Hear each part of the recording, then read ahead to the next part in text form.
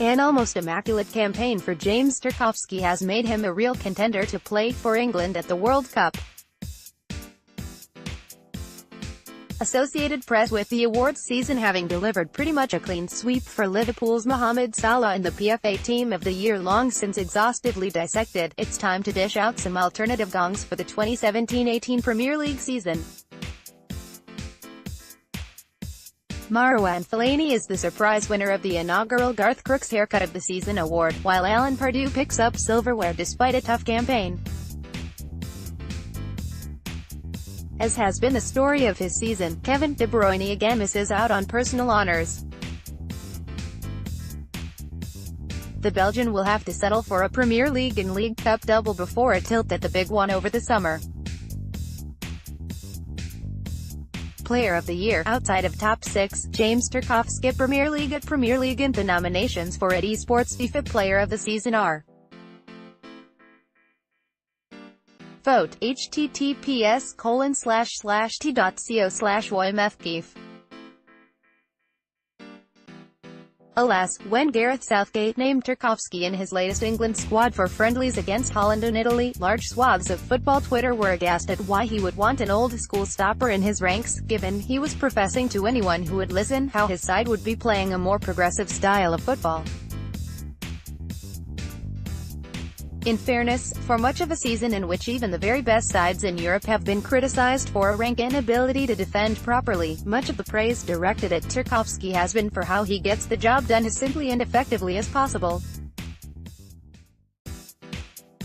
Tarkowski has acknowledged as much while reiterating how, prior to joining Burnley, he had earned a reputation for being able to pick a pass as well as defend. Maybe some of you have written that I'm an old-fashioned English defender, but before I joined Burnley no one ever said those words about me, he told reporters at St George's Park in March. I was more a ball-playing centre-half, playing out from the back in a Brentford team that took a lot of chances. Under Sean Dyche, one of the best builders of back fours since Arsenal legend George Graham, he has learned the ugly side of the game can stay ugly as long as it ensures clean sheets.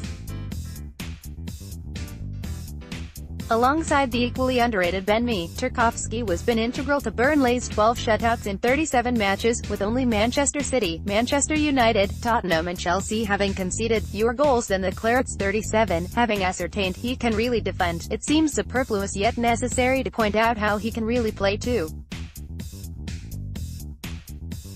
Regularly stepping into midfield to bring the ball forward, he also possesses a velvet missile of a right foot that can ping cross-field passes at will. As John Stones will attest, there is a suspicion in England over centre-halves who like to play. Tarkowski may just be the perfect compromise. He's confident, without being cocky, and capable of using his head both literally and figuratively. It could be Tarkowski is now on the cusp of going mainstream, having been the shock inclusion on a six-man shortlist for the Premier League Player of the Year, even more so if he finds himself a starter for England in Russia. An honourable mention must also go to the prodigiously gifted Crystal Palace winger Wilfried Zaha. The Eric Cantona-sponsored Most Mangled analogy, Arsene Wenger after Arsenal's defeat at Brighton. A dejected Arsene Wenger gave the type of assessment usually provided 7 pints into a heavy session. There's a point in there somewhere, maybe, when you have just the trousers on it's easy to take them trousers off as well, he said.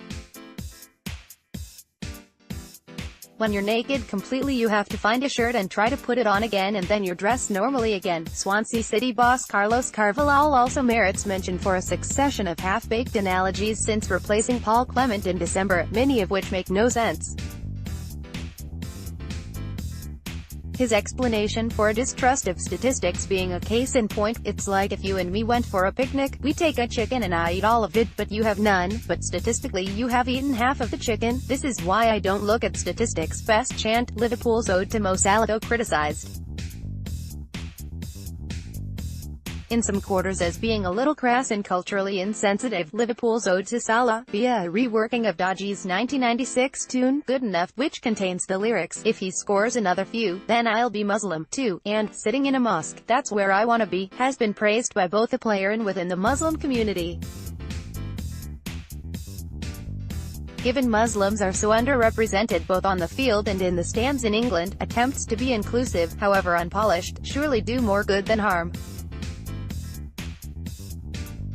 It was a point touched on in an interesting piece by Rory Smith for the New York Times earlier this year. His Salah's faith, and his public displays of it, have also made him a figure of considerable social and cultural significance.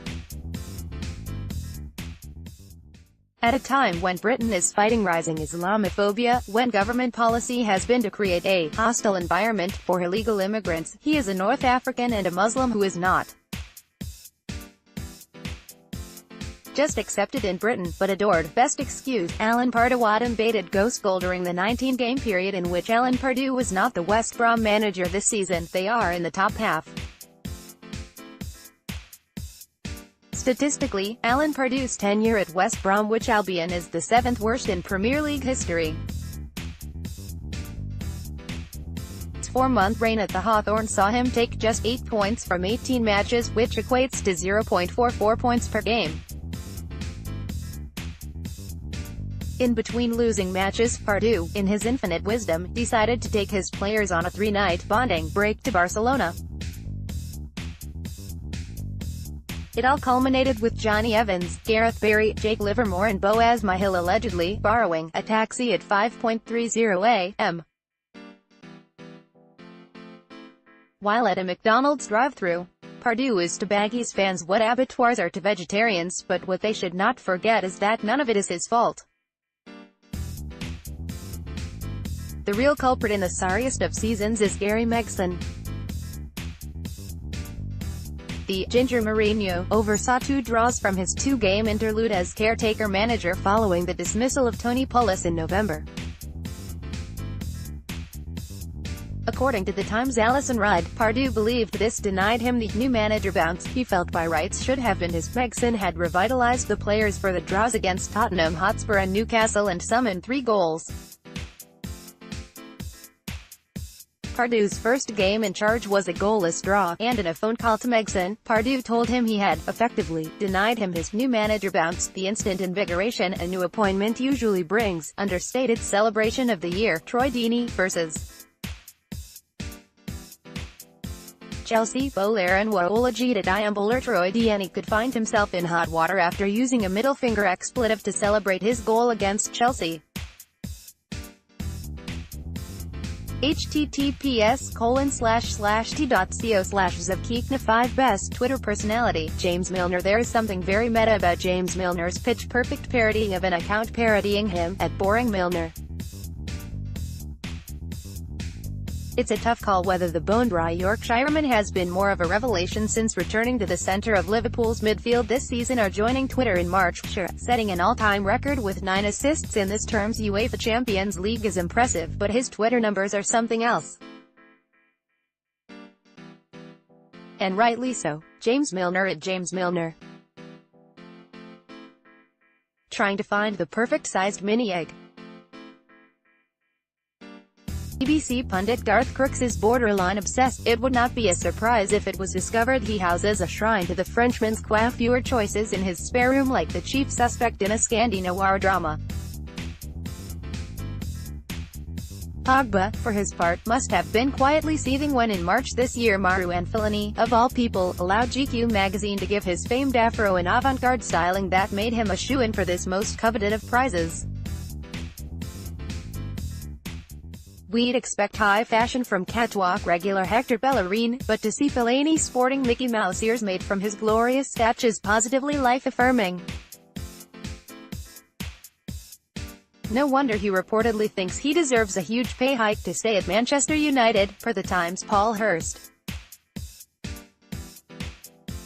You wouldn't be surprised if Vogue were after him. When he takes this gong into his next round of contract talks with Ed Woodward, expect him to come out with a deal that gives him parity with Alexis Sanchez. Biggest disappointment? Anthony Martial first, the caveat. We've not forgotten about Alvaro Morata, Michael Keane, Gylfi Sigurdsson, Renato Sanchez, Alexis Sanchez et al. It's more that Anthony Martial's indifferent form this season could lead to a parting of ways. And there can be no bigger proof of a player having disappointed than being shown the door. While divorce papers are yet to be signed, it's safe to say Jose Mourinho and Martial have been sleeping in separate bedrooms for some time now. The Frenchman may be the most gifted kid in the class, but he's not proving to be the smartest. If he wants to stay at Manchester United, he needs to get Mourinho on his side. If he takes him on, for all the favour he curries among the club's supporters, he has been voted United's Player of the Month in 3 of 9 months this season, he will lose against Brighton on Friday night. Given a rare start in the absence of the injured Sanchez and Romelu Lukaku, his performance gave off the distinct whiff of insouciance. It has been reported a major deodorant brand got in touch with his agent immediately after the game to see if he would be interested in fronting a campaign with the tagline, "Guaranteed no sweat." Dean Jones at Dean Jonesbury would be surprised if United can find someone to pay £50 million for Martial. On his day, brilliant. But those days are becoming pretty rare. Maybe now you will not ask me why B and C do not play so much, was Mourinho's acerbic assessment post-match. Why always Romelu Lukaku? Why always Lukaku? Why always Lukaku? You have the answer. Why always Lukaku? To think Martial started the season as though he was ready to live up to his billing as a future Ballon d'Or winner, scoring 5 goals in the opening 9 games, despite starting just 4 of them. Then in January he enjoyed another purple patch, with 3 goals and 2 assists in 5 games. Mourinho proceeded to drop him without any real explanation and has used him sparingly since. No manager treats a mean like Mourinho, especially the young ones. The jury is still out on whether Martial is still keen. Coming to the end of his 3rd season at Old Trafford, he's no closer to cementing his first team place than the day he arrived in Manchester. If anything, he's going backwards. There's no shame in his performances. With 11 goals and 7 assists from 26 starts, it would be harsh to call his season a total bust. But following Steve Bates of the Mirror's report of a potential swap dealing involving Chelsea's Willian, there's a growing sense it could turn out to be right player, right club, wrong time, manager for Martial and Manchester United. The long, quite short goodbye of the season, Arsene Wenger and Arsenal. Sky Sports Place at Sky Sports. Arsene Wenger speaks after his final game in charge at the Emirates. Reaction and analysis on Sky Sports Place now. https://t.co/kavgabios https://t.co/javethuf9rcb/rfootball@perfootball crying hand waving https://t.co/ismo7x7 The monologue that most led to people pulling their hair out in Manchester. Jose Mourinho, post-UEFA Champions League exit to Sevilla. We went out to a side that's more successful than Manchester United in last 7 years in Europe. We went out to a side that has a huge tradition in knockout competitions, a side in the Spanish Cup final. Do you think they didn't have any players who could play direct in my team? The fans, they read what people write, they listen what people say, and the people that write. The people that say are people with a lot of ideas, and I used to call them idealists or idiots. They can be both. In my dictionary, the dictionary of life, a person with a lot of ideas can be an ideologist or an idiot. The people, they listen to the ideologists and they also listen to the idiots. That's life. Unchiest pundit rants of the season. Graham Souness on Granit Xhaka. Adam Harriet. Football cliches. A very happy Graham Souness tackle against Steaua Bucharest Day. Everyone https://t.co/vvrro switch. Josh Kroenke FC at 49 gun salute. Souness just called Xhaka a fool. Henry reaction is classic. Loudly crying, loudly crying, loudly crying. His latest diatribe, in the direction of the hapless Granit Xhaka at halftime during Arsenal's recent defeat at Manchester United, was effectively a verbal leg-breaker. If only Arsenal had a man like this. Martin Keown on Mesut Ozil. Football on BT Sport at BT Sport. Football Thursday, I bet Ozil doesn't play again this season. He'll have some breakdown and won't be able to play at the weekend. Keown Sunday, misses Arsenal's 5-0 win over Burnley Tuesday. Football players do not pick and choose games. Wenger. https://t.co/nk73-. These are crocodile tears I'm seeing. He's not conning me, Nostradamus. Keown said of Ozil on BT Sport after Arsenal's second-leg defeat to Atletico Madrid in the Europa League semi-final. I bet he doesn't play again this season. He will have some emotional breakdown and won't be able to play at the weekend. News emerged this week that a back injury will almost certainly curtail Ozil's involvement this season, though there's about as much chance he'll miss the World Cup as there is of Souness buying an Arsenal season ticket. Keown's questioning of Ozil's mental state has been criticized by many, though the mood generally seems split on a player perhaps as divisive as any in the Premier League. Listen right to the end and you can hear how Keown's voice starts to quiver. Had an ad break not intervened, he'd have either broken down in tears or thrown Jermaine Jenas out of the studio window for trying to defend the German. Gary Neville on Paul Pogba. Our football at Football. Gary Neville thinks Paul Pogba's just in it for the gram camera with flash. https://t.co/youch. What makes Neville the best pundit in the country is that he doesn't seem to have preordained ideas about who, or what, he is commenting on. He's willing to re-evaluate, and often change, opinions he's formed in the past. That should make him the ideal candidate to assess Pogba, a player who often elicits opinions so varied and vociferous in their respective convictions it's almost like he's becoming a piece of performance art that people either get or don't. There is no middle ground. Neville is old school, but he's cute enough to realize it's impossible to be too militant in the modern game, which is why his studs raised challenge before the Manchester derby over Pogba's decision to dye his hair blue for the occasion was a telling indictment of how he has grown bored with the extracurricular activities that garner so much attention. New dawn of the season. Crystal Palace appoint Frank de Boer. Palace chairman Steve Parish. June 26, 2017. It is going to be difficult if Frank says, "This is what we did at Ajax," and for me not to think that is a good idea. If we can implement that slowly over a period of time, that is what we want to do. But that is against the backdrop of the priority being the first team. We want to create a legacy football club that has a security and presence in the Premier League.